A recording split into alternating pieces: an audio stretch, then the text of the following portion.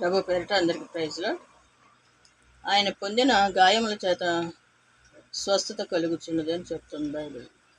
ప్రభు పొందిన గాయాల వల్ల మనకి స్వస్థత కలుగుతుంది. ప్రతి వ్యక్తికి కూడా ఏదో చిన్న అనారోగ్యం ఉంటుంది. అనారోగ్యం లేదు, ఆరోగ్యంగానే ఉన్నాం అనేవాళ్ళు తక్కువ. ప్రతి ఒక్కరికి ఏదో చిన్న సమస్య, పెద్ద సమస్య, అనారోగ్యం అనేది ఉంటుంది. కాబట్టి అనారోగ్యాలు పోవాలంటే ఆయన పొందిన దెబ్బల చేత మనకు స్వస్థత కలుగుతుంది. కాబట్టి మనం ఆయన ప్రార్థన చేయాలి. ప్రార్థించినప్పుడు విశ్వాసంతో ప్రార్థన చేసినప్పుడు మనకి కార్యాలు జరుగుతాయి. నమ్ముట నీ వలనైతే నమ్మువానికి సమస్తము సాధ్యమే అంటున్నాడు దేవుడు. పౌలు విషయంలో తనకు ఒక ముళ్ళు ఉంది.